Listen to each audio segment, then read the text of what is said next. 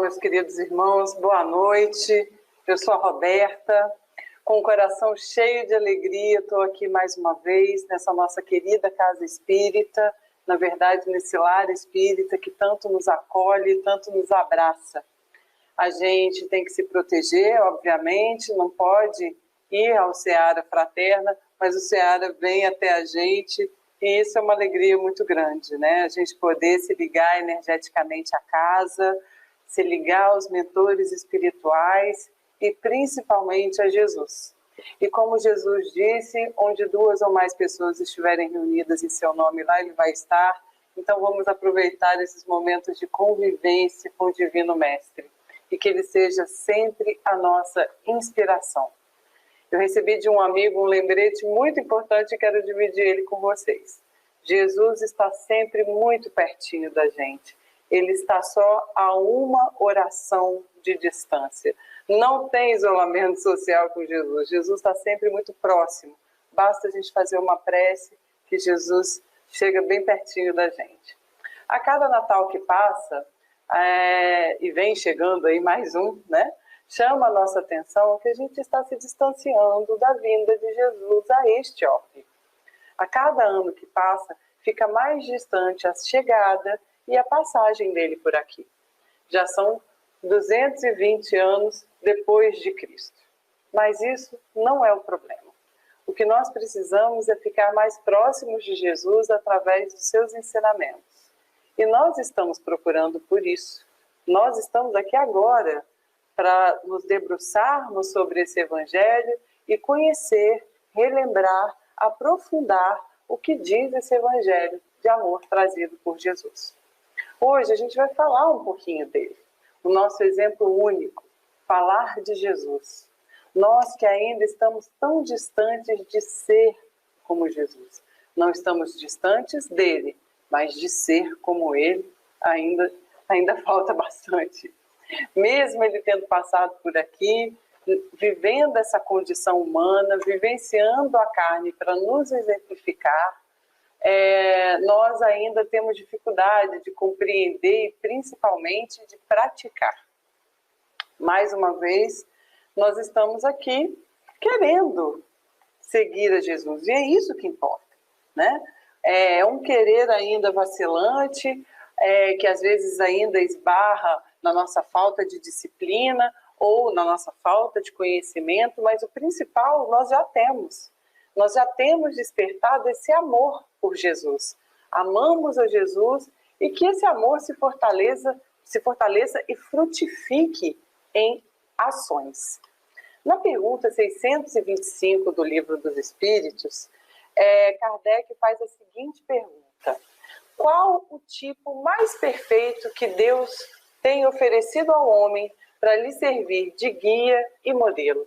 E a resposta é simples e direta: Jesus. E Kardec ainda comenta: para o homem, Jesus constitui o tipo de perfeição moral a que a humanidade pode aspirar na Terra. Deus nos ofereceu como o mais perfeito modelo e a doutrina que ensinou é a expressão mais pura da lei do Senhor. Porque, sendo ele o mais puro de quantos têm aparecido na Terra, o Espírito Divino o animava. Essa pergunta de número 625 inicia o capítulo 16 desse livro da Joana de Ângeles, psicografado pelo Divaldo, Lições para a Felicidade. É o capítulo 16 e ele tem esse livro, esse título, Jesus, Exemplo Único. E é importante comentar aqui a relação antiga de Joana de Ângeles com Jesus. Joana é amiga de longa data, pode-se dizer, de Jesus.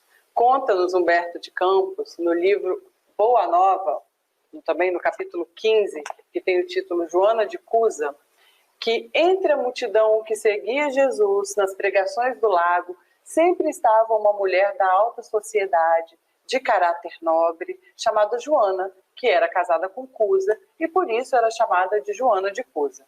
Sendo Cusa proeminência política, ele era um intendente e ele não aceitava as claridades do evangelho, apesar de Joana ter muita fé.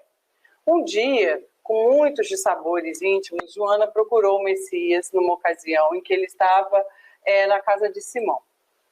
Ele expôs a longa série de suas contrariedades e sofrimentos por causa de Cusa, por causa do esposo. No livro Joana e Jesus, que é esse aqui, ó, Joana e Jesus, uma história de amor, do Divaldo Pereira Franco e César Braga Said. Nesse livro, menciona que o casamento da Joana com Cusa era uma relação de resgate. E Jesus, então, ouve a Joana e orienta a vivenciar o evangelho através de um amor incondicional ao esposo. Porque Joana já estava pensando em deixar Cusa e seguir Jesus. Mas Jesus disse que ela poderia segui-lo a partir do seu lar. Amar e ajudar, tal como um amor maternal, aquele que ainda vivia na infância espiritual, né, o seu marido. Seguia Jesus à distância, diretamente do seu lar, mas exercitando o amor como se estivesse ao lado do Messias. Antes de sair, Joana ouve de Jesus a seguinte frase: vai, filha, ser fiel. E assim Joana fez com Cusa. Resignou-se e amou aquele marido da forma como o Messias tinha orientado. Serviu ao seu esposo com amorosa dedicação. Mais tarde teve um filho e mais ainda o tempo passou, quando então seu marido entrou numa decadência profissional e desencarna. E obriga Joana a buscar o pão de cada dia, o pão para o seu filho, através de trabalhos que ela fazia nas casas de famílias mais abastadas. Já no ano 68, quando as perseguições ao cristianismo iam intensas, a gente vai encontrar nos circos a nossa querida velha discípula Joana, amarrada a um poste de martírio, e ao lado dela tem um homem novo, que era o seu filho. E aí o vozerio do povo, né, ante ao vozerio do povo, foram ordenadas as primeiras flagelações. Abjura, exclama o cruel executor das ordens imperiais, algo como renegue a Jesus. E a antiga discípula olha para o céu e, sem uma palavra de negação ou queixa, recebe então o primeiro açoite. E o seu filho também ao seu lado, seminu, começa a gritar em lágrimas: repudia Jesus, minha mãe, não vê que nos perdemos? Abjura por mim que sou seu filho. E aí, pela primeira vez, Joana chora muito. Os pedidos do filho são espadas que retalham o seu coração. Mas lembrou-se então da frase dita por Jesus naquele encontro, né, tão marcante: ser fiel. Então, possuída de uma força sobre-humana, a viúva de Cusa olha a primeira vítima ensanguentada, olha para o seu filho e exclama com firmeza: cala-te, meu filho. Jesus era puro e não desdenhou do sacrifício. Saibamos sofrer na hora dolorosa, porque acima de todas as felicidades transitórias desse mundo, é preciso ser fiel a Deus, né?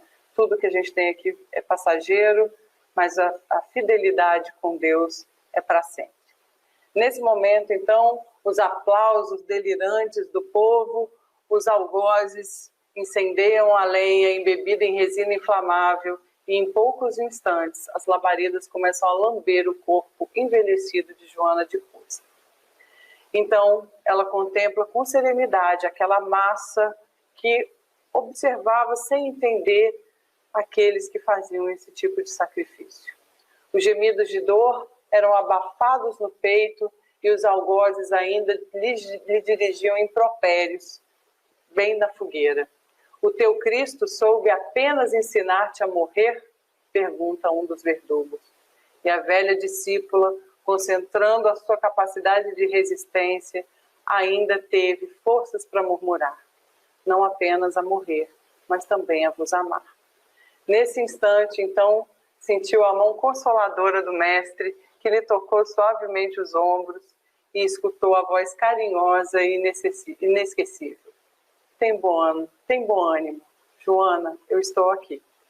É muito emocionante, é muito bonito esse texto. Alguns dizem que esse filho era o Divaldo, mas eu já localizei uma entrevista do próprio Divaldo, onde ele informa que esse filho era o Nilson, aquele grande amigo de Divaldo nessa encarnação. Eu falei aqui muito brevemente, muito rápido sobre esse encontro de Jesus com Joana, mas vale a pena ler no detalhe, no Boa Nova, capítulo 15, esse momento de conversa entre Jesus e Joana. Primeiro, é encantador imaginar uma conversa íntima com Jesus. Já pensou sentar e se aconselhar com Jesus? Óbvio, a gente pode fazer isso a qualquer momento, pode fazer uma prece que a gente não fica sem resposta. Mas esse privilégio para os espíritos que já naquela época seguiam Jesus é uma coisa que a gente fica maravilhado, né? Pois que nós que estamos aqui aos trancos e barrancos tentando seguir Jesus 2020 anos depois, naquela época, essas pessoas, esses espíritos que hoje tanto nos auxiliam, estão aqui já nos auxiliando, naquela época eles já se encontravam com Jesus e tinham essa relação mais íntima com ele, né? Mas além dessa observação, que não, como não podia deixar de ser, Jesus orienta Joana divinamente, esclarece para Joana. É muito bonito, vale a pena. Mas voltando aqui a Jesus. Nós estamos às portas aqui do momento onde o mundo cristão comemora o nascimento de Jesus. Jesus que veio para ser exemplo, veio ser o nosso irmão mais velho, que aproveitou desde o nascimento até o desencarne para exemplificar. Nasceu numa manjedoura simples, confrontando com a opulência dos reis de Roma. E desencarnou num martírio físico extremo, mostrando que não importa o padecimento, em todos os momentos, o foco é o reino de Deus. Lembrando que a relação de Jesus com a terra não começa na manjedoura, né? Ela é muito mais antiga que isso. Jesus é co-criador, como está aqui no livro, peguei o livro errado, como está no livro A Caminho da Luz, logo no capítulo 1, chamado de Gênese Planetária. Gênese Planetária tem o item O Divino Escultor. E aqui nós temos o seguinte: lançou o escopro de sua misericórdia sobre o bloco de matéria informe que a sabedoria do Pai deslocara do Sol para suas mãos augustas e compassivas. Operou a escultura geológica do orbe terreno, talhando a escola abençoada, ou seja, as mãos augustas de Jesus moldaram o orbe que Deus fez com que, né, soltasse do sol, e ele moldou aqui a nossa escola, né, onde a gente está tendo a oportunidade de estudar, fazer as provas e passar de ano, se Deus quiser.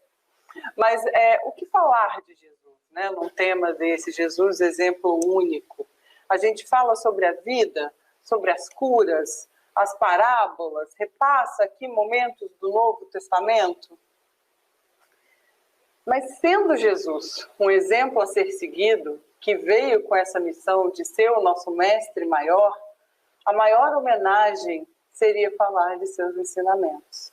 Seguir a Jesus não é seguir quem, é seguir o quê?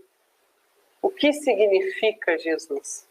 E qual poderia sintetizar tanta orientação que Jesus nos deixou? Não sou eu que respondo. Quem responde é Mahatma Gandhi, esse líder pacifista, exemplo para todos nós, sobre a não violência, que disse a seguinte frase: se toda a literatura ocidental se perdesse e restasse apenas o Sermão da Montanha, nada se teria perdido. Ou então, numa outra tradução: se toda a literatura espiritual da humanidade perecesse e só se salvasse o Sermão da Montanha, nada estaria perdido. Lembrando que Gandhi não era cristão. E mesmo assim, diz que tendo como um guia o Sermão da Montanha, teria-se tudo. O Sermão da Montanha, também conhecido como as Bem-aventuranças ou o Sermão do Monte. Tais ensinamentos de uma beleza única e de uma profundidade que junta todas as lições evangélicas. Vamos ao texto. Jesus, vendo a multidão, subiu ao monte e assentou-se. aproximaram-se dele os seus discípulos e, abrindo a boca, os ensinava, dizendo: Bem-aventurados os pobres de espírito, porque deles é o reino dos céus. Bem-aventurados os que choram, porque eles serão consolados. Bem-aventurados os mansos, porque eles herdarão a terra.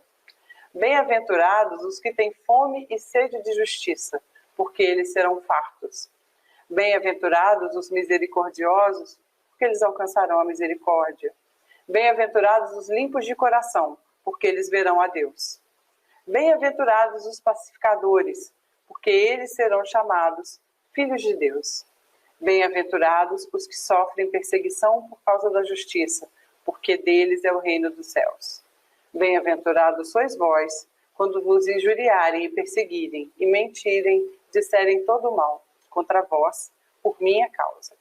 Exultai e alegrai-vos, porque é grande o vosso galardão nos céus, porque assim perseguiram os profetas que foram antes de vós. Mateus capítulo 5, versículo 1 a 12. Jesus demonstra aqui o seu grande amor e compaixão por nós, porque é uma mensagem de esperança por dias melhores. Sem querer puxar a brasa para a nossa sardinha, nós espíritas conseguimos ir profundamente nessa significação, já que a gente entende a reencarnação e a jornada de crescimento espiritual. E a forma com que Kardec, que antes de tudo era o professor Rivaio, apresenta no Evangelho essas bem-aventuranças, mostra a sua didática impressionante. Ele começa falando: eu não vim destruir a lei, mostrando que Jesus só veio aperfeiçoar o que tinha sido apresentado por Moisés, que falou de acordo com o seu tempo. Mas Jesus traz princípio dos deveres para com Deus e para com o próximo também, né? Que é a base da doutrina de Jesus. Tanto que ele consegue reduzir a apenas uma única prescrição: amar a Deus sobre todas as coisas e ao próximo como a si mesmo. E apresenta o Espiritismo como a terceira revelação de Deus, mas aí não é mais uma individualidade, mas sim as vozes dos céus, os espíritos que ditaram para Kardec, e aí ele então codificou a doutrina espírita. Daí a gente passa para o meu reino não é desse mundo. Por essas palavras, Jesus deixa claro a referência à vida futura, que ele apresenta em todas as circunstâncias como sendo a nossa meta principal, o nosso objetivo e para o qual a gente deve direcionar todos os nossos esforços. O meu reino não é desse mundo, nem o seu, nem o de Jesus, nem o de ninguém. A Terra constitui escola a ser concluída.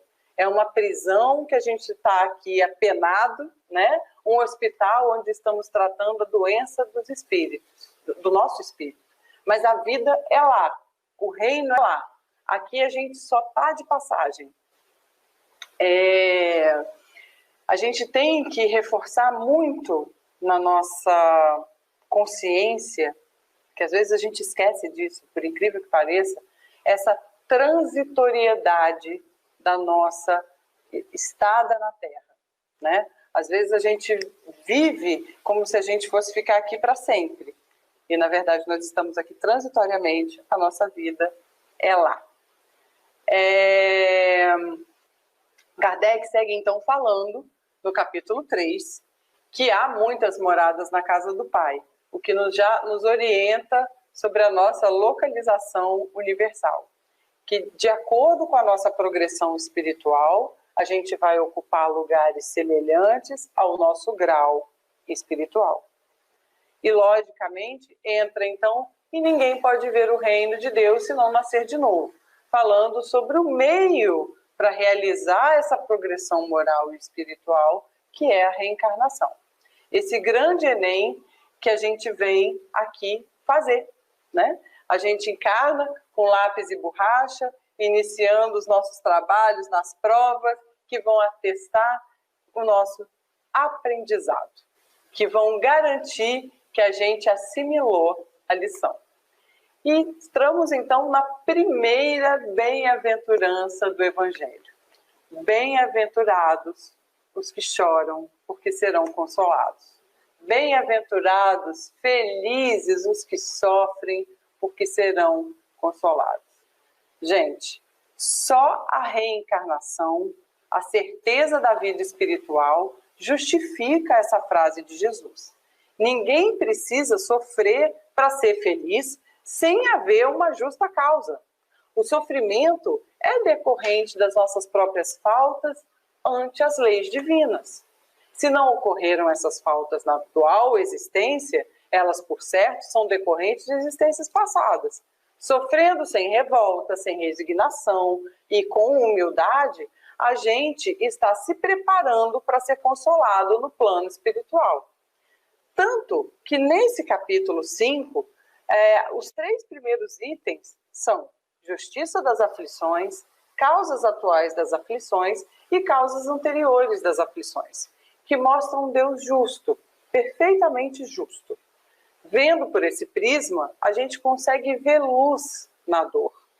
Uma vez, eu estava numa palestra, um palestrante espírita do Leon Denis, e ele contou que tinha uma senhora que frequentava ali o grupo da reunião mediúnica e que ela era assim assaltada com uma certa frequência.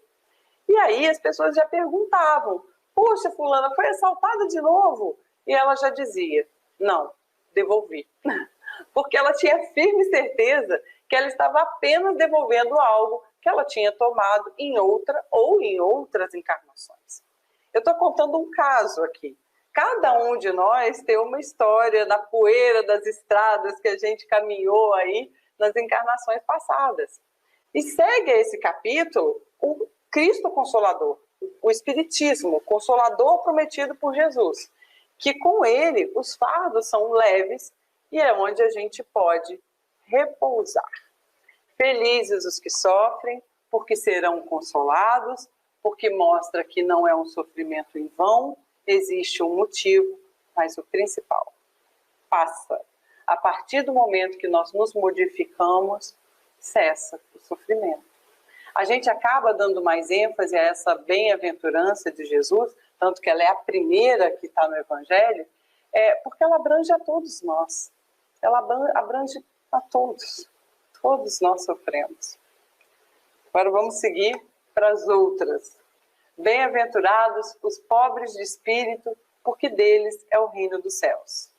Por pobres de espírito, Jesus não fala aqui de quem não tem inteligência, dos que não tem conhecimento, mas sim dos humildes. Para eles é o reino dos céus.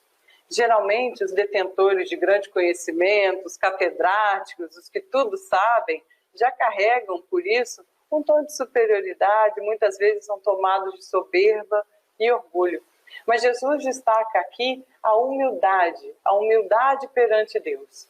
Isso é importante, porque a gente tem mania de materializar a humildade. A gente vê uma pessoa como humilde pela vestimenta, fala que alguém é humilde porque ela está passando por alguma privação material. Nossa, ele é tão humilde, só de olhar, como se só de olhar a gente pudesse saber se a pessoa é humilde ou não. Às vezes, ele é o mais orgulhoso. A gente precisa ser humilde para se enxergar, porque se enxergar, se observar, machuca o ego. E se machuca o ego é porque a gente ainda tem orgulho, ainda é um pouco egoísta. O orgulhoso banca o que não é.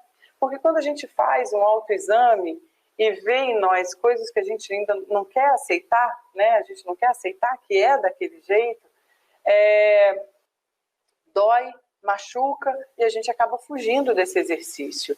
Mas a gente precisa ter essa humildade de se olhar, se ver ainda com muitas coisas a aprender, né? Porque se a gente é confrontado com o que a gente precisa mudar, a gente entra nessa grande batalha de aperfeiçoamento, que é a que a gente precisa travar, essa batalha da gente com a gente mesmo, para a gente alcançar mundos mais felizes. A gente sempre pode melhorar. Esse é o principal traço da humildade. A gente sempre pode ser melhor. Só sei que nada sei. Eu não sou mais que ninguém, não sou menos que ninguém. O outro é meu igual, o outro é meu irmão. Deus te ama, mas ama o outro também. Deus te ama com as suas imperfeições, que um dia você vai vencer, mas ama o outro com as imperfeições dele também, que ele também um dia vai vencer. Isso nos leva a outra bem-aventurança. Bem-aventurados os mansos, porque eles herdarão a terra. Jesus fala aqui não da passividade, da apatia, mas da brandura, da paciência, da cortesia, da delicadeza. Jesus condena até uma palavra descortês com o seu próximo. E quem aí nunca deu uma patada em alguém, né? Quem nunca deu uma resposta um pouco mais exasperado, mais sem paciência, independente de ser um comportamento já normal, ou se foi num momento em que a gente estava mais abafado, mais tenso, ter um comportamento gentil, é disso que essa bem-aventurança fala. E às vezes a gente nem percebe que o nosso tom saiu assim, mas quem ouviu sabe. Se o outro é meu igual, se o outro é meu irmão, como a gente estava falando agorinha mesmo, lá na humildade, eu vou falar, eu vou tratar do meu irmão como eu gostaria de ser tratado. E quem não gosta de doçura e gentileza? Quem briga já perdeu paz, já perdeu equilíbrio emocional, já perdeu saúde, já perdeu tudo isso, mesmo que saia vencedor da discussão. E nos dias atuais, a gente aprendeu a brigar até com os polegares. Discute, se irrita, joga um caminhão de veneno dentro do próprio organismo, brigando com pessoas que às vezes nem conhecem em redes sociais. Simplesmente porque às vezes tem um posicionamento diferente do nosso. E aí temos outra bem-aventurança. Bem-aventurados os pacificadores, porque eles serão chamados de filhos de Deus. Além de ser manso e pacífico, é importante ser pacificador, que é aquele que leva paz ao conflito. Onde houver ódio, que eu leve o amor. Quantas vezes a gente ouve assim, eu quero mais é ver o circo pegando fogo. São frases de quem está perdendo a oportunidade de pacificar. Às vezes a gente não fala isso, mas faz um comentário que apimenta, faz um comentário que inflama. E depois, muitas vezes, quando a gente vê o resultado, a gente até se arrepende daquela oportunidade perdida de pacificar. Que na maioria das vezes, só se precisava ficar de boca fechada. Era só não falar nada que a gente já estava ajudando a pacificar talvez alguma situação. Para não alimentar o sentimento que estava ali tomando conta, né? Era só silenciar. O meu avô me contou um ditado, a palavra é de prata e o silêncio é de ouro. Então, muitas vezes é melhor calar. Vale mais, é mais valioso, né? E sendo pacificador, a gente acaba entrando também em outra bem-aventurança. Bem-aventurados os misericordiosos, porque eles alcançarão a misericórdia. Na etimologia da palavra, na origem da palavra misericórdia, que é um sentimento de compaixão despertado pela desgraça ou pela miséria alheia. A expressão misericórdia tem origem no latim e ela é formada pela junção de misere, ter compaixão, e cordis, que é coração, ou seja, ter compaixão do coração. Significa ter a capacidade de sentir aquilo que a outra pessoa sente, aproximar-se dos sentimentos de alguém, ser solidário com essas pessoas. E nada melhor para falar de misericórdia do que o exemplo maior e único, Jesus. A própria vinda de Jesus a esse planeta é um ato de misericórdia. Imagina o que foi para Jesus, espírito puro, entrar na carne. Por misericórdia, fez por nós o que algum dia, em milhares e milhares de anos atrás, alguém fez por Jesus, porque ele passou por tudo que nós passamos. Só que ele já alcançou a pureza de espírito. O simples fato de a gente ainda dizer bem feito, mostra que a gente ainda tem falta de misericórdia. É a nossa distância da dor do outro, né? A gente, às vezes, ainda tem misericórdia, nos é fácil ter misericórdia para aquelas pessoas que a gente julga dignos dela. A gente olha para o outro e pensa, ai, coitadinho, eu amo tanto essa criatura, ele é tão esforçado, essa pessoa é digna da minha misericórdia. Para esses, a gente consegue dispensar esse sentimento. Mas e aquele que falha? Aquele que nos agride? Nem sempre a gente consegue ter misericórdia com ele, né? Mas a minha mãe me falou desde muito cedo, tem muitos anos que a minha mãe fala isso para mim. E é uma coisa que eu guardo com muito carinho. A gente precisa lembrar que presídio tem horário de visita, né? Ali, muitas vezes, estão os que falharam perante a lei dos homens. E mesmo assim, eles são amados por suas mães, eles são amados por suas mulheres, ou seus maridos, porque também tem mulheres presas, e filhos, né? E não quer dizer que essas pessoas compactuam com seus atos, mas elas amam essas pessoas assim mesmo, né? Apesar das suas falhas. Nós também somos amados apesar das nossas falhas. E são faltosos como todos nós somos. E precisamos e precisaremos invariavelmente de misericórdia por isso, todos nós. Bem-aventurados os misericordiosos, porque eles alcançarão a misericórdia. Bem-aventurados os limpos de coração, porque eles verão a Deus. A pureza de coração, ela não pode ser confundida com ingenuidade. Mas quem tem pureza de coração vê as coisas com mais luz. Tendo o coração puro, a gente consegue ver a pureza nos outros. É a pureza na intenção. Às vezes a gente fica triste, porque a gente às vezes toma uma rasteira, né? E pensa, eu nunca conseguiria antecipar, eu nunca conseguiria prever isso, porque eu sou incapaz de ser assim.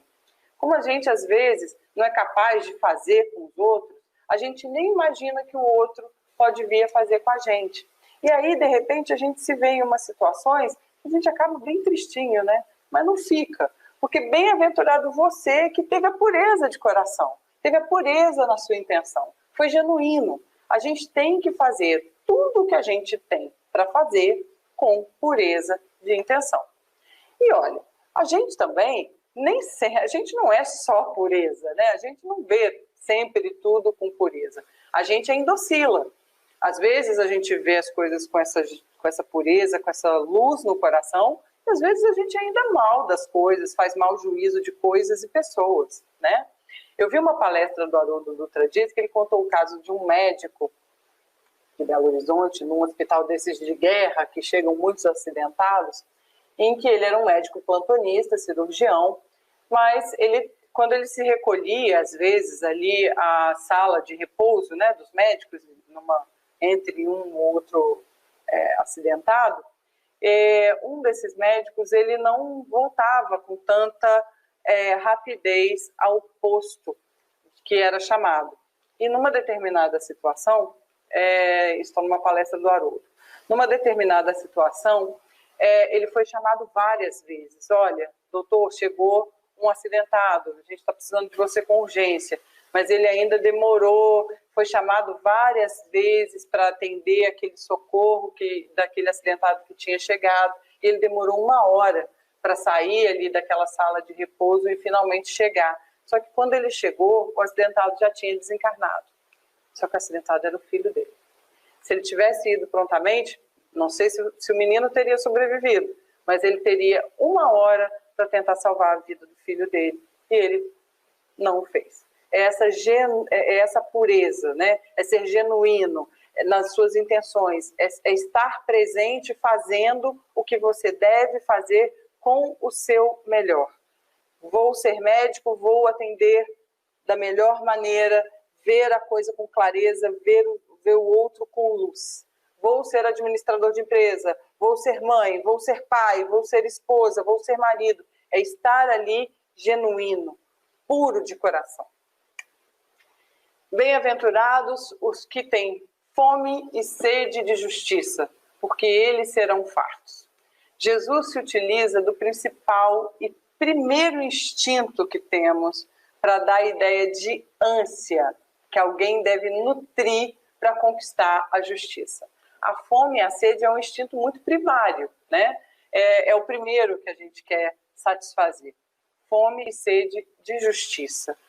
Quem tiver fome e sede de justiça vai ser farto, vai ser saciado.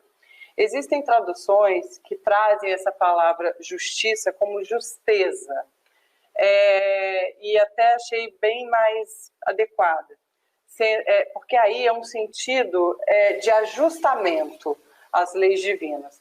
Ou seja, quem tem fome e sede de justiça, fome e sede de estar alinhado com as leis divinas, estar ajustado com as leis de Deus. É onde a gente está acertando, né? É onde a gente está fazendo bem. Quem desejar isso ardentemente, esse ajustamento com as leis divinas, será saciado, será satisfeito no seu desejo. Andará lado a lado com as leis de Deus. Andará lado a lado com Jesus. Porque foi isso que ele veio mostrar. Levar uma encarnação inteira em acordo com as leis divinas. Inclusive no momento derradeiro de sofrimento máximo, né? Ele continuou ali seguindo as leis de Deus, fiel a Deus. Nós ainda não estamos muito alinhados, né? Ainda falhamos, mas já temos forte desejo em reparar os nossos maus atos. E esse desejo, esse fogo motivador, é o que vai nos fazer seguir em frente, sem a gente se importar com as dificuldades advindas disso. Bem-aventurados os que sofrem perseguição por causa da justiça, porque deles é o reino dos céus. No nosso mundo, raramente, né, a gente acata o código de justiça trazido por Jesus. O discípulo fiel, porém, insiste, né, na vivência do Evangelho, ainda que sob o peso de sacrifícios. Joana de Ângeles, como Joana de Cuzes, que a gente falou no início, fez dessa vivência do Evangelho a agenda da sua vida, dando amor ao seu esposo como Jesus orientou. À custa de sacrifício, seguiu os ensinamentos do Mestre. Ainda que incompreendidos, às vezes até mesmo dentro de casa, seguir em frente. Bem-aventurados sois vós, quando vos injuriarem e perseguirem, e mentindo, disserem todo mal contra vós por minha causa. Exultai e alegrai-vos, porque é grande o vosso galardão nos céus, porque assim perseguiram os profetas que foram antes de vós. E aqui Jesus diz, avante, siga em frente, mesmo que sugere perseguição. É um incentivo para que a gente que deseja seguir Jesus, assim como tantos outros, e foram perseguidos, né? Para a gente hoje, seguir Jesus é lutando essencialmente contra nós mesmos, né? Mas firmes nessa busca de seguir esse evangelho de amor. Os cristãos lá atrás iam para a fogueira. A gente tem uma grande luta à frente de nós, que é contra a gente mesmo. Meus irmãos, meus amados irmãos, o ouvido mais perto da minha boca é o meu mesmo. Estudando o Sermão da Montanha, essa beleza que Jesus nos deixou, é um roteiro para a gente seguir a nossa vida. A sensação que eu tenho estudando aqui as bem-aventuranças é que a gente devia andar com elas debaixo do braço, para a gente consultar a todo momento, até que elas saiam de debaixo do braço e entrem no nosso coração e na nossa mente. Às vezes, com bobagens do dia a dia, a gente se enche de raiva, né? Se enraivece, deixa de ser brando. A gente julga e deixa de ser misericordioso. A gente se revolta e deixa de colher os frutos curativos da dor. Brigamos e deixamos de ser pacífico. Ou falamos algo azedo e perdemos a oportunidade de pacificar. Às vezes a gente pensa que a aplicação do Sermão do Monte é para grandes coisas, mas Deus nos evangeliza todos os dias. Não tem dia na terra em vão. A gente está aqui e a nossa montanha é todo dia. Para finalizar, para me despedir de vocês, eu termino aqui com uma oração da Maria Dolores. Chama Prece da Aceitação. Ela foi psicografada pelo Chico e ela é muito bonita. E para encerrar, eu passo ela aqui para vocês. Se eu pudesse, Jesus, queria estar contigo, para ser a esperança realizada de quem vai pelo mundo, estrada a estrada, entre a necessidade e o desabrigo. Desejava seguir-te humildemente, sem méritos embora, para erguer-me em consolo de quem chora, mostrando o coração enfermo e descontente. Queria acompanhar-te nos recintos, onde a dor leciona e aperfeiçoa, a fim de ser conforto junto dela, e manejando a frase terna e boa, afirmar como a vida é grande e bela. Se eu pudesse, Senhor, conversaria com todas as crianças para dizer que não te cansas de criar alegria. E seria feliz ao converter-me em modesto recado, informando, Jesus, a todos os velhinhos que nunca estão sozinhos, porque segues conosco, lado a lado. Se dispusesse de recursos, queria ser a vela, pequenina, acesa no clarão do sol que levas, de modo a socorrer aos que jazem nas trevas, fugindo sem razão da bondade divina. Entretanto, Senhor, sei das deficiências que carrego.